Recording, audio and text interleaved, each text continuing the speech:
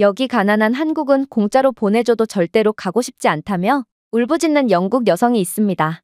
그러나 그녀는 어쩔 수 없이 한국으로 보내지게 되었는데요. 그런데 한국에 도착하자마자 그럼 그렇지 않은 표정으로 학을 떼던 그녀는 이내 목격해선 안 되는 장면을 목격하고 완전히 경악을 하며 주저앉고 말았다고 합니다. 그렇다면 그녀가 한국에서 대체 어떤 경험을 했던 것일까요? 안녕하세요. 저는 영국 출신의 엘씨라고 합니다.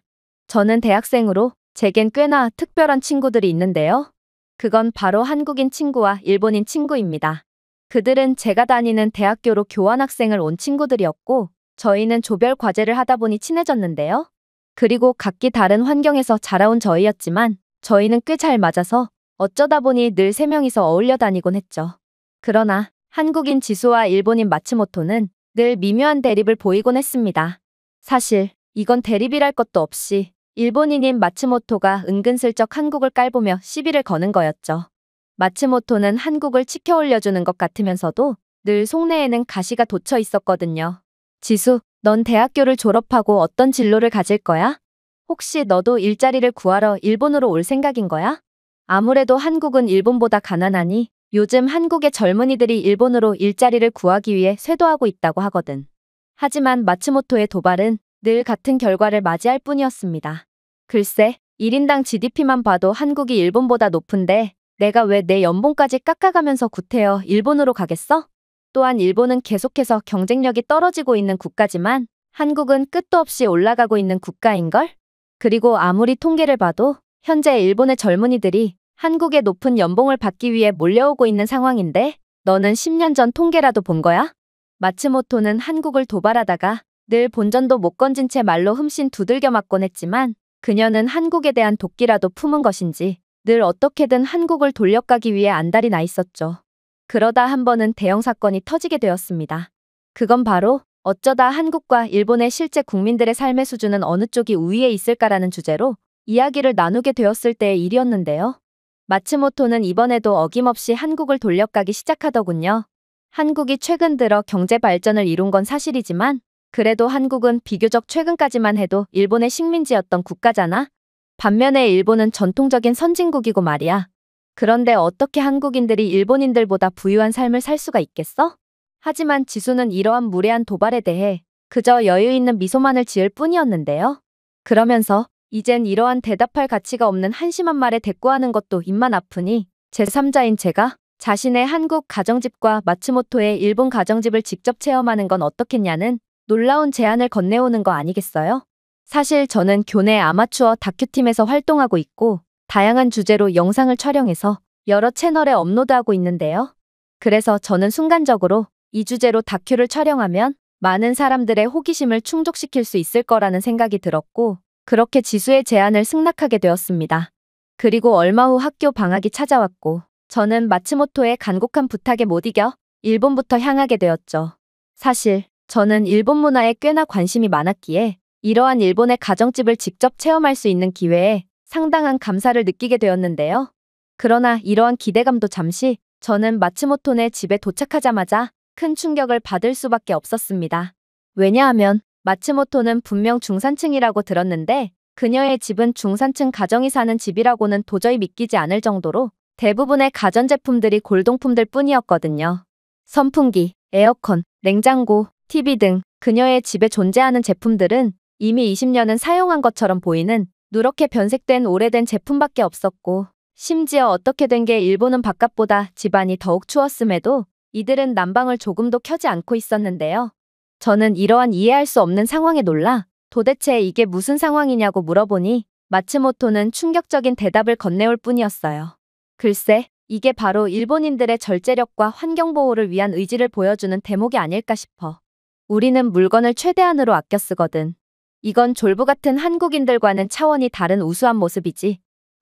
그녀는 말은 그렇게 했지만 저는 일본인들은 가난해서 가전제품을 바꿀 여력이 안 되고 전기세 및 난방비를 감당할 여력이 없어서 에어컨이나 난방을 전혀 사용하지 않는다는 것을 곧바로 눈치채게 되었는데요. 왜냐하면 이들의 화장실 욕조에는 매일같이 욕조 물이 가득 차 있어서 뭔가 싶었더니 알고 보니 일본인들은 생활비가 없어서 가족끼리 욕조에 물을 돌려 쓰고 있었거든요. 심지어 이들은 손님인 제게조차 자신들이 사용했던 목욕물로 샤워를 하기를 강요했기에 저는 정체불명의 털들이 둥둥 떠다니는 욕조를 경악스러운 눈으로 쳐다보며 일본인들의 인색하고 가난한 면모에 화들짝 놀라기도 했습니다. 하지만 정말 충격적이었던 부분은 따로 있었어요.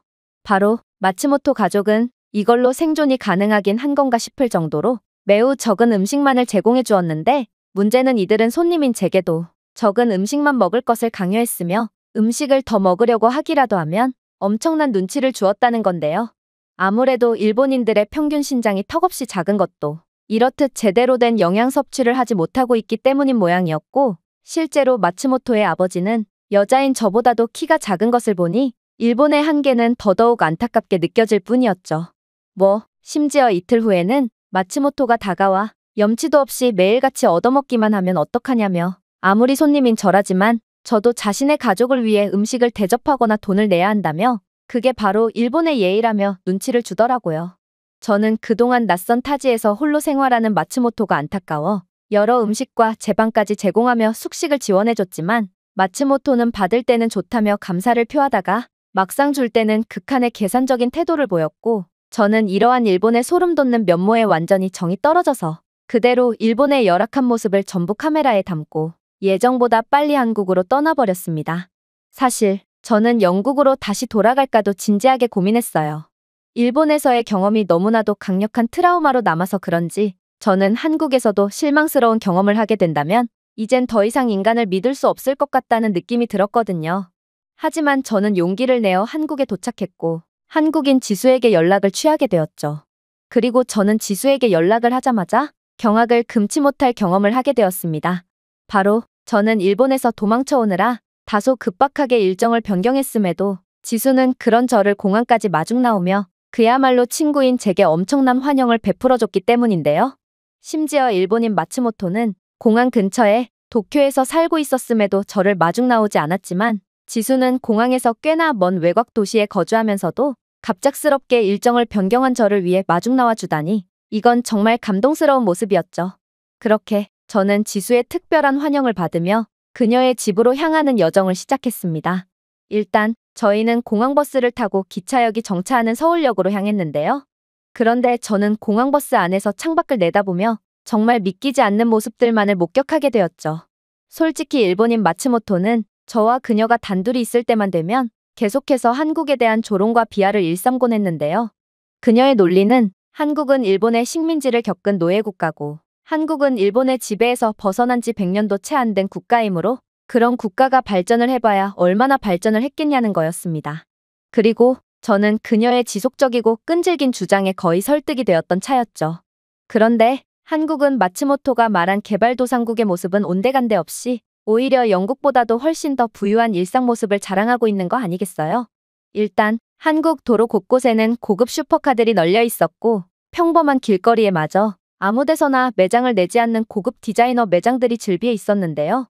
물론 한국에 수없이 놓여있는 고층 빌딩들도 한국의 어마어마한 부와 국력을 여실히 증명하고 있었고, 저는 이러한 한국의 영락없는 선진국의 모습에 아무래도 저는 그동안 마츠모토에 의해 속아왔다는 것을 단번에 느낄 수 있었습니다. 일단 제가 탑승한 공항버스만 해도 자율주행 기능이 탑재된 전기버스였고, 또 버스 내부에는 5G 인터넷까지 무료로 제공되고 있었을 뿐만 아니라 한국 도로의 포장 상태 또한 영국 런던 부촌에서도 볼 수 없는 수준으로 우수한 걸로 보아 한국의 부유함은 꾸며낸 것이 아닌 한국은 정말로 상당히 부유한 국가가 분명해 보였죠. 그러나 이러한 한국에 대한 제 충격은 그저 시작일 뿐이었어요. 저는 버스 안에서 연신탄성을 내지르다가 이내 서울역에 도착하게 되었는데요. 그런데 저는 서울역에 도착하자마자 도저히 믿기지가 않는 장면을 목격하고 그대로 굳어버렸거든요. 일단 서울역은 교통 허브의 역할을 수행하고 있었을 뿐만 아니라 각종 고층 건물과 녹지 공간, 그리고 문화의 공간이 조화되어 영국인인 제게는 매우 이국적이고도 멋진 모습을 자랑하고 있었는데요. 관광객들과 직장 통근자들, 그리고 교통을 이용하기 위해 모인 한국인 여행객들과 지역 주민들이 전부 혼합되어 있는 이곳 서울역은 그야말로 각기각층의 사람들이 한데 모인 공간처럼 보였기에 더더욱 인상 깊더라고요. 그런데 저는 서울역 지하 통로를 잘못 내려갔다가 그만 노숙인들이 모여있는 공간에 도착하게 되었는데요. 사실 노숙인들은 인생 자체를 포기해버린 경우가 많아 정말 종잡을 수 없는 묻지마 범죄를 저지르는 경우가 많기에 저는 순간적인 패닉에 휩싸이게 되었습니다. 영국에서만 해도 이러한 동기가 전혀 없는 묻지마 범죄를 저지르는 비율은 노숙인이 가장 많을 정도로 노숙인들은 사회적인 문제까지 일으키고 있거든요. 하지만 제가 지수의 다독임에 약간의 심적 여유를 되찾게 되자 저는 한국의 노숙인들에겐 그러한 영국에서 느껴졌던 살기와 위협이 전혀 느껴지지 않는다는 것을 눈치채게 되는데요. 그리고 저는 곧 그 이유를 알아채게 되고 한국의 감탄을 느낄 수밖에 없었습니다. 왜냐하면 한국은 노숙인들에게 기본적인 생존권을 보장하고 또 새로운 시작을 위한 아낌없는 지원을 해주는 국가였고 이러한 한국의 배려 덕분에 한국은 영국처럼 노숙인들의 묻지마 범죄로 인해 골머리를 앓지 않아도 되었던 거거든요. 일단 서울역에 노숙인들이 밀집해 있는 공간에는 길거리에 내몰린 사람들이 추운 날씨 때문에 동사하는 일이 없도록 난방 시스템이 작동 중이었는데요. 일본에서는 중산층 가정들조차 비싼 난방비로 인해 이불을 3겹 이상 껴입으며 그야말로 생존을 위한 사투를 벌였다면 한국은 일본보다 강력한 불을 자랑하며 노숙인들마저 겨울에는 바닥 난방으로 인해 따뜻하게 생활을 할 수 있다는 뜻이었습니다. 사실 이것만 봐도 양국의 수준 차이는 극명하게 갈린다고 볼 수 있었는데요. 난방비가 없어 얼음장처럼 추운 집에서 지내야 하는 일본인들은 실내에서 추위로 인한 급사 사고가 끊이질 않고 있거든요. 그러나 한국은 노숙인들조차 이러한 비참한 사고 따위는 일절 겪지 않고 있었고 마츠모토의 주장처럼 정말로 일본이 부유했다면 난방도 못 켜서 얼어 죽는 상황 따위는 절대로 일어나지 않았겠죠. 물론 한국은 이러한 노숙인들을 대상으로 한 무료 급식이나 일자리 지원 프로그램도 준비되어 있었는데요. 그리고 이러한 노숙인 도움 프로그램 덕분에 많은 노숙인들이 잡지를 판매하거나 하며 자신 스스로의 힘으로 돈을 벌 수 있게 되었고 이는 한국의 노동인구 증가 및 사회 안정지수 향상을 이끌어내 한국은 투자한 돈보다 훨씬 많은 이익을 거둘 수 있게 되었습니다. 적어도 한국의 노숙인들은 생존의 기본권이 보장되니 영국처럼 묻지마 범죄를 저지르지 않고 있었고 이것만 해도 엄청난 사회적 안정을 불러오기 때문에 이에 따른 가치는 감히 돈으로 환산할 수 없는 수준이거든요. 저는 이러한 한국의 똑똑하고도 배려심 깊은 모습은 반드시 영국 전역에 알려야 하고 영국도 한국을 그대로 따라함으로써 사회 안정을 추구해야 한다고 생각하게 되었는데요. 그래서 저는 한국의 노숙인들조차 따뜻한 바닥난방으로 생존권을 보장받는 모습을 집중 취재하여 이를 일본의 중산층 사람들은 난방비가 없어서 추위에 덜덜 떨고 있는 아이러니한 모습과 비교를 하며 다큐 영상으로 송출하기로 결심했습니다. 그렇게 된다면 영국인들로 하여금 더더욱 경각심을 줄 수 있겠죠. 아무튼 그렇게 저는 서울역에서 여러 감탄의 감정을 느끼며 한국의 KTX 기차역으로 이동했습니다. 그리고 저는 이곳에서 또다시 경악을 할 수밖에 없었죠. 왜냐하면 한국은 이러한 자칫 평범할 수 있는 기차역에서마저 상상을 초월하는 모습을 보여주고 있었거든요. 일단 한국에서 기차표는 일일이 창구 직원에게 구매할 필요조차 없이 그저 AI 키오스크를 통해 30초 만에 구매가 가능했는데요. 일본에서는 영어를 전혀 못하는 창구 직원과 거의 10여 분간이나 사투를 벌이며 겨우 기차표를 구매해야 했고 심지어 기차표는 전부 현금으로만 결제해야 했지만 한국의 AI 키오스크는 다개국어를 지원하고 있었기에 아무리 생소한 언어를 모국어로 둔 외국인도 손쉽게 기차표를 발권할 수 있었습니다. 정말로 지수는 이러한 한국의 최첨단 기술력에 대한 자부심이 넘치는지 한국에서 기차표는 아무리 초등학생 외국인이더라도 손쉽게 발권이 가능하다며 외국인인 제게 발권을 맡기더라고요.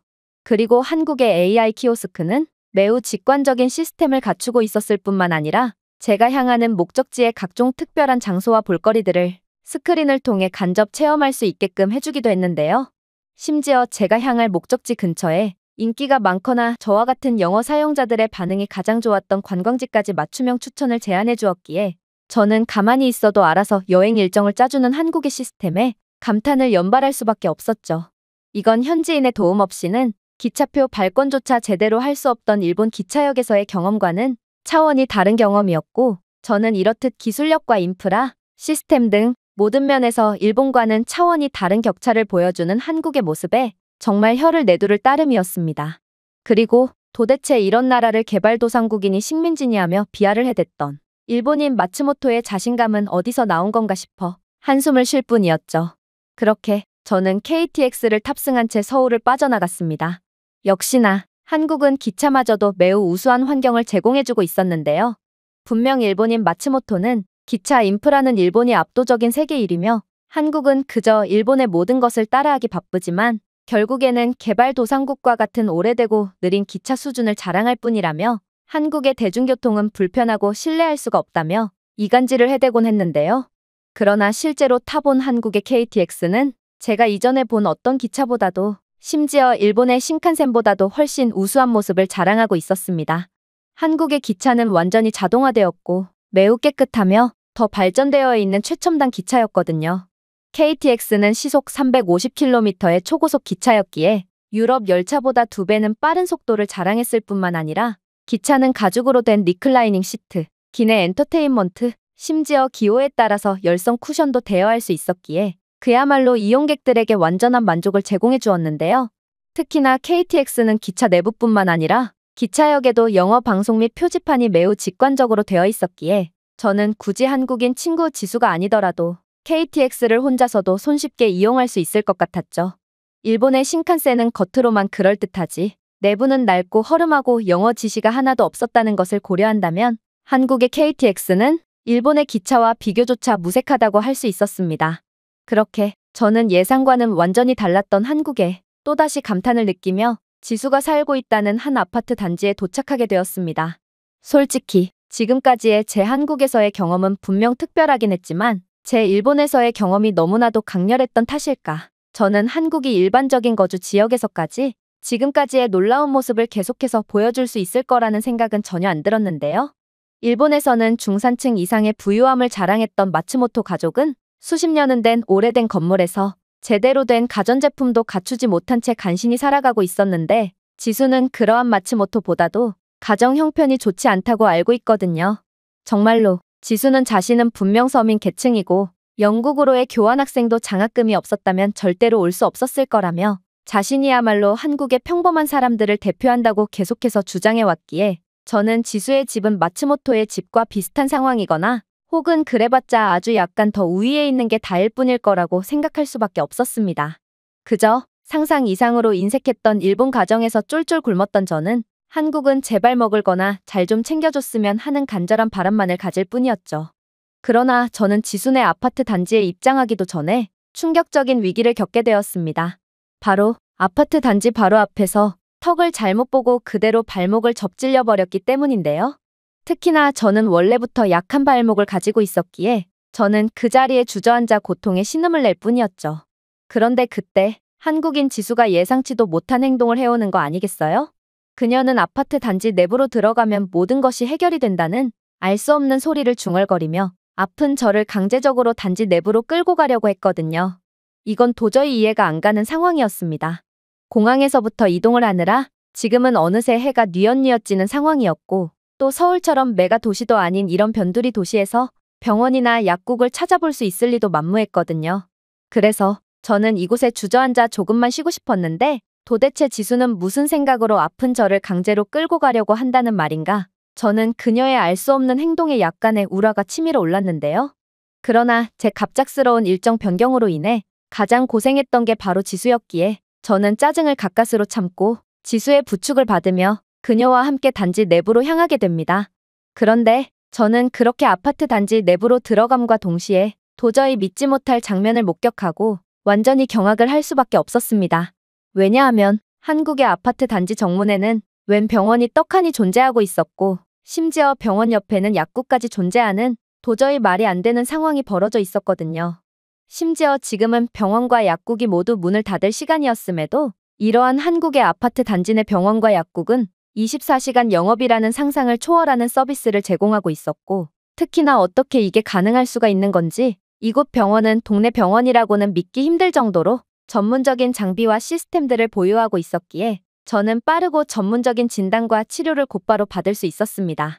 한국인 의사는 제 발목은 그저 조금 놀란 것일 뿐이고 고통은 하루가 지나면 많이 줄어들 테니 일단 발목 보호대를 차고 최대한 안정을 취하는 것이 좋다는 전문적인 소견을 내주었는데요.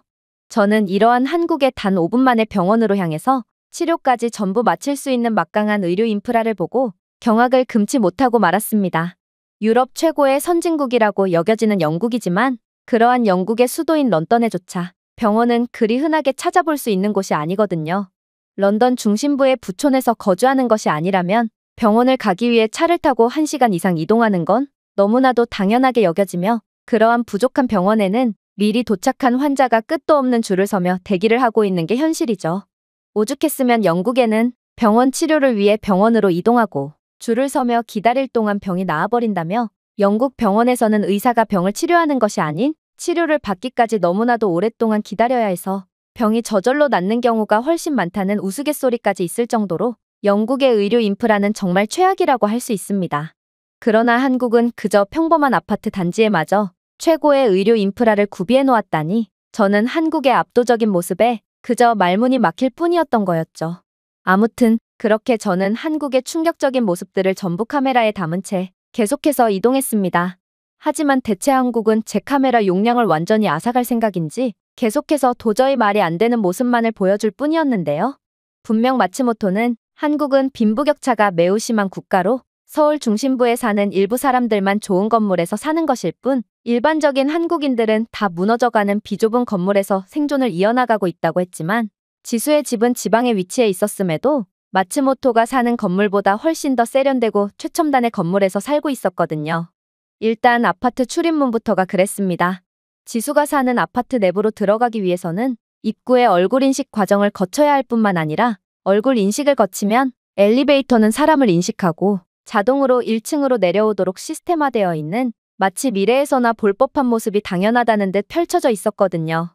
그리고 제가 이러한 엘리베이터를 보고 귀신이 들린 엘리베이터라며 기겁을 하는 반응을 보이자 지수는 그저 저를 시골 촌놈 보듯 바라보며 한국에서 최근 지어지는 신축 아파트 단지에는 이 정도 인프라쯤은 전부 구비해두고 있다는 놀라운 반응을 보일 뿐이었는데요.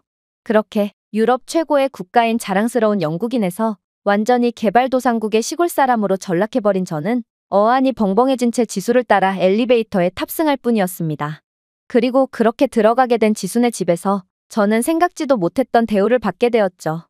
일단 제가 집으로 들어가자 지수의 부모님은 저를 맞이해주기 위해 버선 발로 나왔는데요. 그러고는 제 두 손을 잡고 따뜻하게 맞이해주며 마치 오랫동안 잃어버렸던 친척처럼 저를 잘 대해주시더라고요. 특히나 한국인들에게 손님이라는 개념은 일본과는 차원이 다른지 이들은 제가 자신들의 집을 방문해준 것에 대한 감사의 뜻까지 전하며 그야말로 완전한 환영을 베풀어 주었는데요. 인상 깊었던 건 지수가 키우는 작은 강아지마저도 꼬리가 완전히 고장날 정도로 저를 적극적으로 반겨주었기에 저는 한국은 반려견마저도 친절하고 손님을 환대해 주는구나 싶어 따뜻한 기분을 느끼게 되었습니다. 사실 저희 집에서 키우는 반려견 첼시는 손님을 그저 짐짝 취급하는 개인주의적인 영국의 문화를 여실히 반영하는 듯 조그마한 놈이 방문객들만 보면 어찌나 물어뜯고 지저대던지 결국 첼시는 손님들이 올 예정인 날만 되면 그대로 감금당하는 신세로 전락하고 말았는데요. 물론 마츠모토네 집의 반려견 또한 저만 보면 그렇게나 경계하고 지저댔기에 일본인들은 반려견을 가족의 일원이 아닌 집을 지키는 용도로만 키우는 것 같다는 생각이 들기도 했죠. 그러나 한국은 반려견마저 따뜻한 한국의 문화가 고스란히 배어있다는 점에 저는 한국은 정말 알면 알수록 호감이 가는 국가라고 생각할 수밖에 없었습니다. 하지만 저는 그때까지만 해도 모르고 있었어요. 한국은 더욱 경악스러운 모습을 숨기고 있는 국가라는 것을 말이죠. 일단 지순의 어머니께서는 제가 집에 발을 들이자마자 제 손을 잡아 끌며 어디론가로 데려갔는데요. 그렇게 도착한 곳은 식탁이었고 저는 식탁을 보자마자 화들짝 놀랄 수밖에 없었습니다. 왜냐하면 지순의 가족은 생전 처음 보는 외국인인 제가 그저 지수의 친구라는 이유만으로 엄청난 양의 음식을 내오며 저를 완전히 환대해 주었기 때문이죠. 일단 삼겹살의 냄새는 그 많은 음식들 중에서도 단연 압도적이었어요. 상추쌈, 마늘, 김치, 쌈장, 그리고 각종 반찬과 함께 제공된 삼겹살은 이젠 영국에서도 흔하게 볼 수 있는 전 세계적으로 사랑받는 요리인데요. 특히나 삼겹살의 원조인 한국 본토에서 먹는 삼겹살은 더더욱 완벽했고 아주머니는 상추 잎에 고기와 밥과 마늘, 여러 반찬 등 완벽한 한 쌈을 제게 싸주기도 했기에 저는 삼겹살의 풍미에 도저히 정신을 차릴 수가 없었죠. 제가 그 다음으로 눈길이 갔던 음식은 바로 양념갈비였습니다. 한 식탁에 고기 요리가 2개라니 이건 정말 엄청난 환대라고 할 수 있었는데요. 달콤하고 고소한 간장 소스에 마늘, 참기름, 과일 퓨레를 곁들인 소고기 갈비는 숯불에 구워 풍부한 스모키 향을 선사해 주었고 저는 갓 구운 갈비를 한 입 베어 물자마자 제가 그동안 먹어봤던 그 어떤 스테이크보다 부드럽고 풍미 깊은 맛에 완전히 녹아버리고 말았습니다. 하지만 저는 갈비를 2번 먹을 수는 없었어요. 아주머니께서는 갈비 말고도 해온 음식이 많다며 이번에는 해물파전을 손으로 찢어 그대로 제 입에 넣어버렸거든요. 파, 새우, 오징어 등으로 만든 바삭하고 고소한 해물파전은 간장 소스와 조화되어 풍미를 더하고 있었고, 저는 겉은 바삭하고 속은 부드러우며 풍미가 가득한 해산물 피자 같은 해물파전에 완전히 넋을 놓아버리고 말았죠. 물론 다른 한식들도 마찬가지로 최고의 맛을 자랑했어요. 그중 잡채는 아직까지도 기억이 생생할 정도로 저를 말문이 막히게 했는데요. 달콤하고 고소한 맛과 부드럽고 쫄깃한 식감의 잡채는 단연 으뜸이었고, 아주머니는 제가 원한다면 다음날도 만들어줄 테니 제발 안 먹어본 음식들을 먼저 맛보라며 저를 타이르시기까지 했죠. 물론 떡볶이도 말이 필요 없었습니다. 제가 영국에서 가장 좋아했던 요리인 떡볶이는 본고장인 한국에서 조리된 것답게 어묵과 달걀, 녹인 치즈 토핑이 조화를 이루는 등 영국에서는 볼 수 없었던 특별한 레시피를 자랑하고 있었는데요. 저는 안 그래도 영국에서도 떡볶이에 거의 미쳐 있었는데 이러한 오리지널 떡볶이를 보자마자 완전히 눈이 돌아가고 말았고, 그렇게 배가 터지도록 아주머니가 준비하신 음식을 먹어치웠습니다. 그러나 저는 이때까지만 해도 전혀 모르고 있었어요. 한국에서 음식을 주는 대로 전부 받아먹었다간 감당하기 힘든 뒷일이 기다리고 있다는 것을 말입니다. 저는 식탁에 있는 음식들로 인해 완전히 배가 불렀고 이제 식사가 끝났다고 생각했지만 지수의 어머니께서는 미소를 지으시며 또 다른 음식을 내오시기 시작했거든요. 저는 더 이상 음식을 먹을 수 없을 것 같았지만 한식에 푹 빠진 저는 배부름보다 새로운 음식에 대한 호기심이 더욱 강했고, 또 저를 위해 준비한 음식을 거부하는 건 예의가 아니라고 생각했기에 그렇게 다시금 음식을 시도하게 되었습니다. 그렇게 먹게 된 간장게장은 저를 완전히 미치게 만들었어요. 생꽃게를 간장에 절이고 며칠 동안 숙성시킨 게 요리인 간장게장은 소스가 너무 중독성이 강했고 저도 모르게 밥을 계속해서 먹게끔 했는데요. 실제로 간장게장은 한국에서 밥도둑으로 유명하다고 했고, 간장게장은 게를 날로 먹어본 적이 없던 제게서도 밥을 완전히 뺏어가고 말았죠. 특히나 게장을 껍질에서 빨아먹을 때는 도대체 왜 영국에는 이런 음식이 없을까 하는 원통함과 한국인들은 풍부하고 찬란한 음식 문화 덕분에 매일같이 맛있는 음식을 즐길 수 있다는 점에 질투심마저 느끼게 되었습니다. 문제는 저는 이제는 더 이상 음식을 먹을 수가 없는 상태에 다다랐다는 것입니다. 하지만 제가 지수에게 구원의 눈길을 보내봐도 지수는 한국의 엄마에게 한번 잘못 걸리면 절대로 빠져나갈 구멍이 없다고 말해오는 듯 그저 두 눈을 지그시 감은 채 고개를 가로저을 뿐이었는데요. 그리고 아주머니는 호떡과 식혜, 그리고 각종 제철 과일 등 이번에는 디저트까지 내오셨기에 저는 산더미만큼 나온 배를 부여잡고 억지로 음식을 입에 넣을 뿐이었습니다. 계피 냄새와 녹은 설탕 냄새가 코를 자극하는 호떡은 제가 먹어본 팬케이크 중 단연 최고였지만 저는 더 이상 호떡을 입에 넣을 여력이 없었는데요. 그러나 저는 아주머니의 등살에 못 이겨 결국 호떡을 2개나 입에 넣어야 했고, 배가 부른 상태에서 쓰러질 준비가 되어 있던 제게 아주머니는 차가운 식혜는 소화에 도움이 된다며 다시금 강제로 제 입에 식혜를 퍼부었기에 그렇게 저는 얼마 동안이나 이러한 정겨운 식고문의 현장을 이어나가야 했어요. 그리고 아주머니가 겨우 만족의 반응을 보일 때쯤 저는 드디어 아주머니께 해방되어 지수의 방에 쓰러지듯 엎어져 버렸죠. 정말로 저는 아주머니가 제게 또다시 음식을 전해주실까봐 방문까지 닫은 채 방바닥에 쓰러졌는데요. 이건 일본에서의 인색함과 푸대접과는 차원이 다른 환대였고, 저는 이 모든 장면을 카메라에 담았기에 분명 제가 촬영한 다큐 영상은 한식의 우수한 모습과 함께 많은 사람들의 주목을 끌게 분명해 보였습니다. 그러나 일본과는 차원이 다른 한국의 우수한 모습은 여기서 끝이 아니었죠. 일본은 집 자체가 얼음장같이 차가웠다면 지수의 온돌 방바닥은 제 전신을 완전히 온찜질로 마사지해줄 정도로 뜨거웠고, 그렇게 저는 배도 불렀겠다. 한국의 온돌 방바닥에서 3초 만에 잠에 들고 말았거든요. 정말로 잠에서 일어나니 카메라는 배터리가 아예 방전되어 있던 걸로 보아 저는 카메라를 끌 새도 없이 그대로 잠에 든 모양이었는데요. 그리고 저는 이러한 정겨운 한국에서 최고의 시간을 보낸 뒤 다시 영국으로 돌아가게 되었습니다. 그렇게 학교는 방학이 끝나 개학을 하게 되었고, 한국과 일본 중 어떤 국가가 더 만족스러웠냐고 묻는 친구들에게 저는 그저 제가 촬영하고 업로드한 영상의 링크를 알려줄 뿐이었습니다. 당연히 인색하고 형편없는 일본에 대해서는 엄청난 비난의 반응이 쏟아지고 있었고, 한국에 대해서는 찬사만이 가득했는데요. 역시나 한국이 압도적으로 승리할 줄 알았다며 한식은 최고고 한국인들의 따뜻함도 한식만큼 최고라는 반응이 줄을 지은 걸로 보아 한국은 자신들의 따뜻하고 아름다운 모습에 대한 보상을 톡톡히 받고 있는 모양이었습니다.